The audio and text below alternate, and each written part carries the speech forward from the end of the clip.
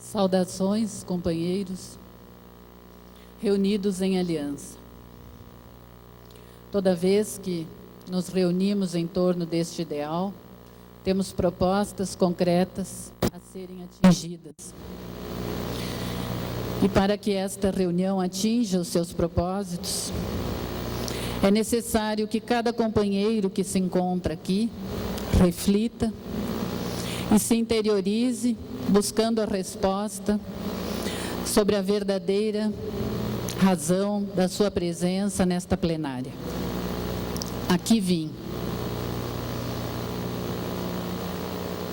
E quando nós soubermos esta resposta, com certeza ao longo destes dias estaremos dando o melhor de nós para que as metas sejam efetivadas.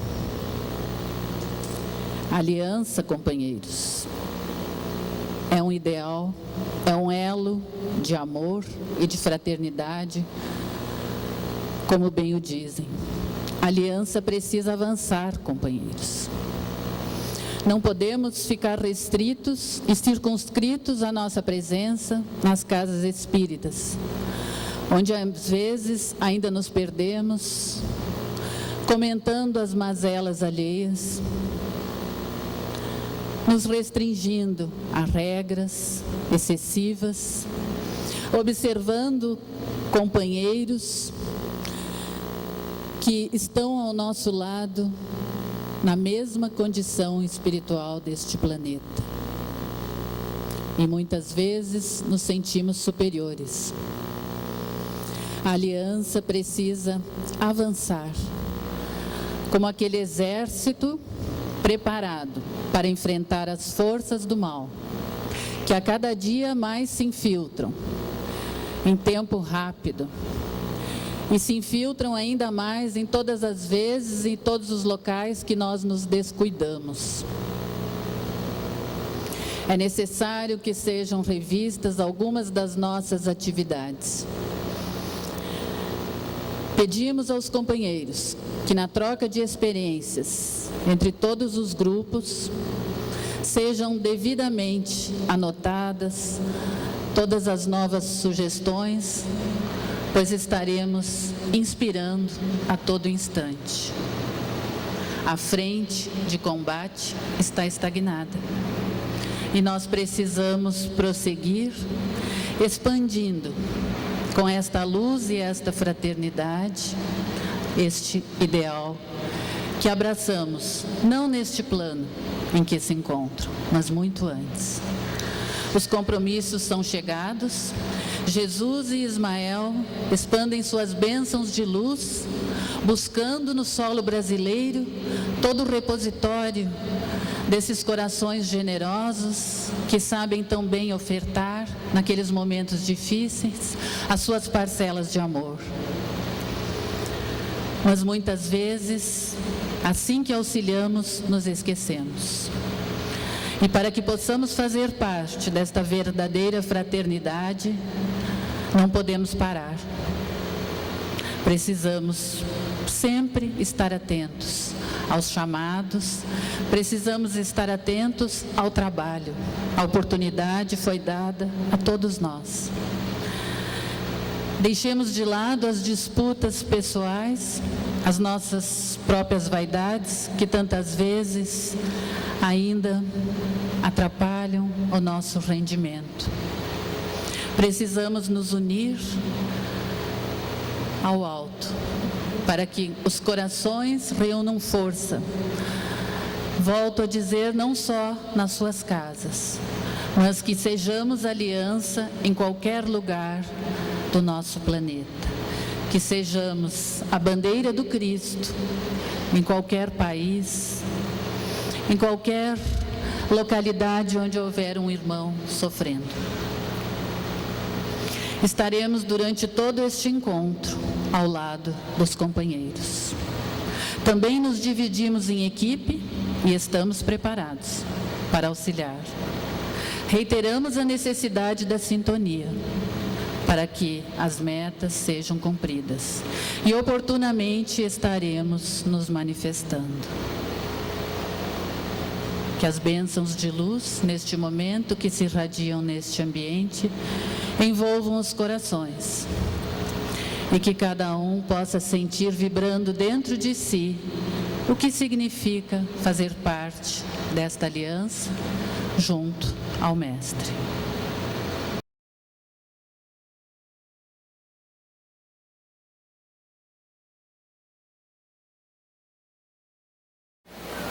Caríssimos irmãos, amigos em aliança, que possamos estar unidos pelo sincero desejo de servir.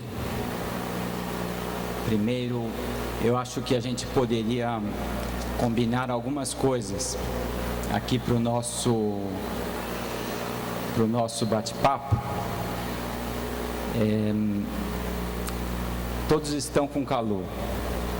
É natural que isso acaba desconcentrando, a gente acaba se cansando um pouquinho, e nós vamos ter aí alguns dias de trabalho em conjunto pela frente, que fica mais fácil de trabalhar, porque nós vamos trabalhar em módulo, então certamente vai ser mais dinâmico do que esse encontro numa quadra, tá?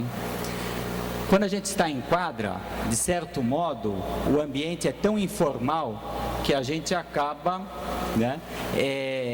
extravasando a alegria. E eu acho que isso é muito bom,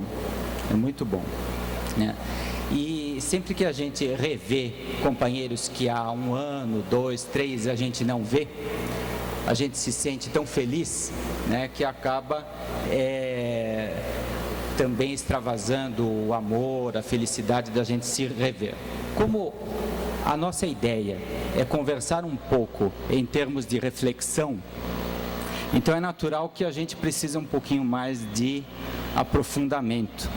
E isso não depende muito de mim. Isso, na verdade, depende que cada um possa refletir um pouco no que nós vamos falar. Tá bem? Eu queria combinar, então, com vocês, que solicitando a paciência que nós já cantamos, juntos, que a gente se muna de mais paciência ainda, que possamos pensar, sentir juntos, refletir juntos, e que no final a gente vamos combinar uma coisa um pouquinho diferente, tá? Como é para refletir, eu acho que a gente não vai precisar de palmas, tá? Eu acho que as palmas caíram muito bem quando a gente saudou as pessoas que vieram de longe, etc. Falar sobre o tema que escolhemos para este ano, amor e fraternidade. Tá? Quando a equipe escolheu amor e fraternidade, eu acho que nada designa tão bem o que nós temos construído juntos em aliança. Mas, por outro lado, são sentimentos universais, são sentimentos amplos, genéricos, que encaixam em muitas situações. Então, nós precisamos fazer uma contextualização para refletirmos juntos sobre amor e fraternidade. Então, vamos passar para uma lembrança das 3 revelações que a gente viveu juntos na humanidade. As 3 revelações, vocês sabem, o pessoal do Jardim Primário e Intermediário já aprendeu as 3 revelações, tá? Então, o que eu queria refletir com vocês aqui é o seguinte: Moisés, por exemplo, ele não determinou a construção de um grande templo para adoração. Na época de Moisés, a forma de adorar, que ele sentiu a necessidade de materializar, era uma arca que as pessoas precisavam carregar pelo deserto. Era o máximo que tinha de estrutura material para adorar a Deus. O templo e toda aquela estrutura hierárquica vieram muitos séculos depois de Moisés, porque a missão de Moisés não foi construir um templo. A missão de Moisés foi trazer para nós um conjunto de regras de conduta superior, numa época em que a humanidade ainda estava trilhando desertos, não só físicos, mas como de consciência. Ele trouxe um conjunto de regras superiores que nos ajudaram a sair daquele estado primitivo. Jesus, a seu tempo, também não criou nenhuma estrutura hierárquica, nada formal para adorar a Deus, porque quando ele proferiu seu sermão na montanha e as pessoas quiseram aprender como orar, ele dizia que as pessoas tinham que se trancar em seus quartos. Havia uma necessidade ainda de formalizar um pouco a relação criatura-criador, a relação pai-filho, e ele nos ensinou o Pai Nosso. O que Jesus veio trazer não foi fundar uma religião de regras. Ele veio ensinar o caminho da verdade. O Espiritismo, quando surgiu na forma do Consolador prometido pelo Mestre, também não veio inaugurar um modelo de adoração a Deus, um modelo religioso, não veio trazer nenhuma estrutura formal. Veio trazer para as nossas consciências uma verdade importante: o nosso presente constrói o nosso futuro. Essa verdade e todas as consequências que ela traz para a conduta do ser humano são a estrutura principal na qual nós nos relacionamos com o Pai através da terceira revelação. Então eu queria lembrar que nós estamos vindo num processo. Essas três revelações constituem fases importantíssimas de um processo de espiritualização da humanidade. Agora, por que eu fui lá relembrar o sentido das três revelações para falar de amor e fraternidade?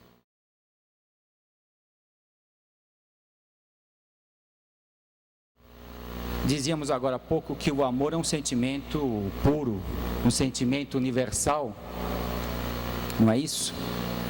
Mas e o nosso papel? Para onde nós, seres humanos, estamos indo? E o Espiritismo? O que se espera do Espiritismo num momento de tantas transformações sociais? E mais ainda, nós estamos reunidos em aliança. Cada um de nós cumpre tarefas essenciais no escopo dos programas da aliança. O que se espera da aliança no contexto do Espiritismo? O que se espera da aliança no contexto do desenvolvimento humano?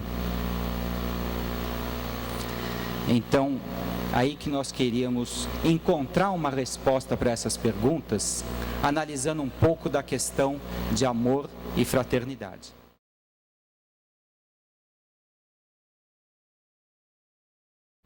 Quando a gente fala em amor, é algo tão amplo que às vezes as pessoas se desentendem por causa do amor. Porque cada um entende por amor uma coisa diferente. Por outro lado, se nós formos na essência, nós somos criaturas divinas. Em algum momento da história, o Pai nos criou. No momento em que Ele nos criou, deixávamos de ser um pensamento divino para constituir uma criatura da criação. Quer dizer que se nós somos partículas do Pai, então nós somos amor em essência. O amor é a lei maior. Se é a lei maior, é lei divina. Então fica tão amplo, né? Falar de amor. Então é algo muito distante, que extrapola, né? O sentimento fraternidade está na essência da criação. O Pai não criou a cada um individualmente, nos criou como uma família imensa. E é isso que nos torna irmãos. O mesmo Pai, o mesmo processo, o mesmo impulso divino. Mais do que irmãos, nós somos co-criadores, porque somos participantes da criação. Com o pensamento nós criamos, mas com o pensamento todos os irmãos criam simultaneamente. E criamos consequências para o nosso futuro. Então também, falar de fraternidade é algo tão amplo, mas tão amplo, puxa vida, não daria para a gente se fixar aqui em 15, 20 minutos para falar de amor e fraternidade. Então, embora os amigos que na coordenação da RGA tenham escolhido amor e fraternidade como o símbolo, como a ideia central desta RGA, é muito difícil falar de amor e fraternidade. Então nós substituímos a estratégia e nós queríamos escolher uma atitude do amor e uma atitude da fraternidade, tá? De tal maneira que a gente possa facilitar um pouquinho o nosso bate-papo aqui. A atitude de amor que nós escolhemos, entre as inúmeras atitudes, é a do perdão. Porque é uma atitude que representa o esforço da criatura em praticar o amor na essência. Porque quando alguém me ofende, ou no mínimo, pode não ter ofendido, mas eu sinto que fui ofendido, sinto que fui ferido, sou chamado nas fibras do meu coração à prática de um exercício. É uma atitude do amor, como centelha divina que foi colocada em mim no momento da criação, para que ela se transforme em algo real. Essas atitudes vão aparecendo e eu preciso assumir naquele instante da ofensa a atitude do perdão.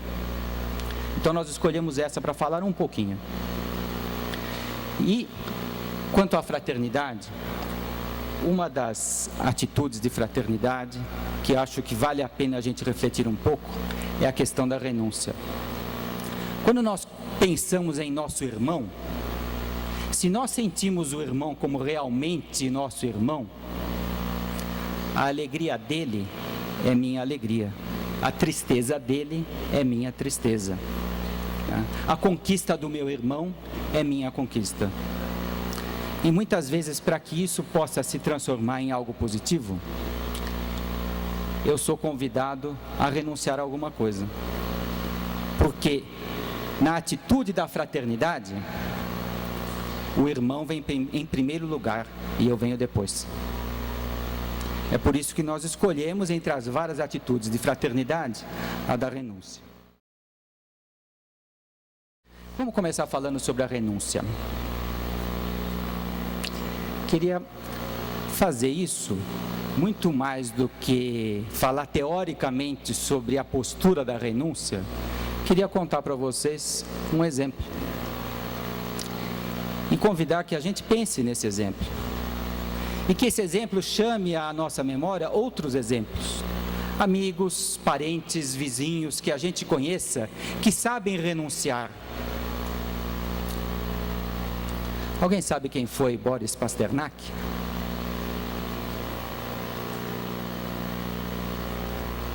Não estou vendo ninguém. Um ilustre desconhecido. Vou mostrar a foto dele aí, Paulo. Ninguém nunca viu a cara desse sujeito. Boris Pasternak é um poeta russo. Nascido no finalzinho do século XIX, viveu 70 anos, nasceu em Moscou, morreu nas vizinhanças de Moscou, durante a sua vida inteira não saiu da Rússia. Ele ficou famoso pelos seus poemas e pelos seus romances. Os poemas de Boris Pasternak começaram a empolgar a sociedade, a empolgar as multidões pela sensibilidade, porque ele sabia contar o espírito do povo russo.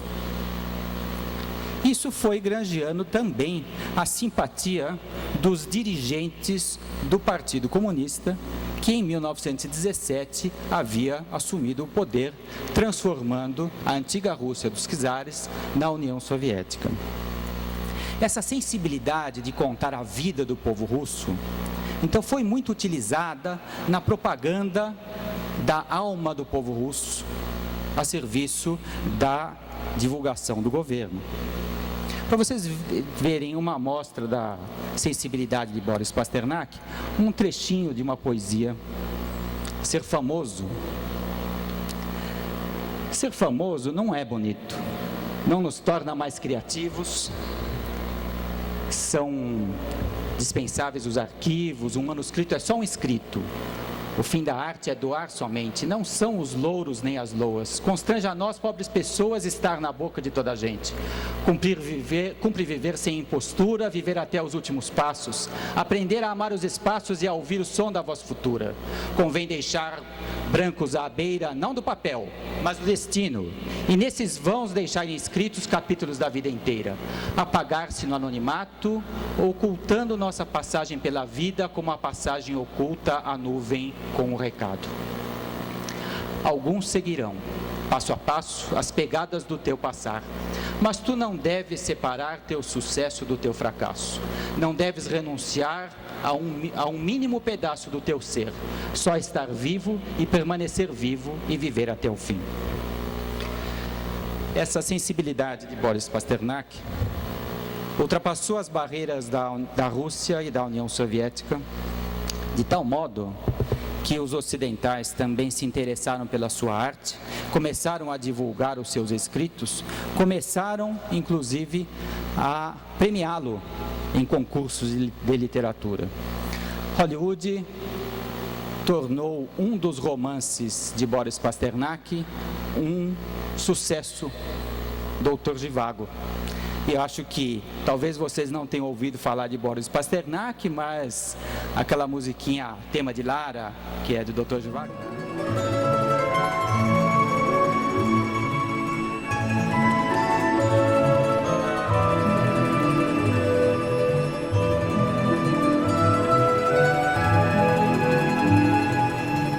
Foi um sucesso em Hollywood.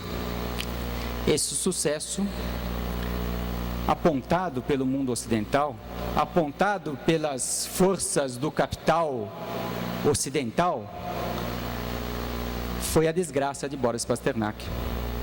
Porque começaram, por inveja, a achar que ele estava sendo seduzido pelas forças capitalistas. Então, no momento em que as suas obras iam sendo premiadas na França, na Inglaterra e nos Estados Unidos, ele ia sendo envolvido em processos de acusação. E por pouco, aquela foto que vocês veem abaixo, é um gulag. Um gulag é um campo de concentração. Por pouco, Boris Pasternak escapou de morrer num gulag. O que ele teve que fazer? Quando ele ganhou o Prêmio Nobel de Literatura de 1958, ele dirigiu um manifesto aos organizadores do Prêmio Nobel que é cobiçadíssimo por todos os cientistas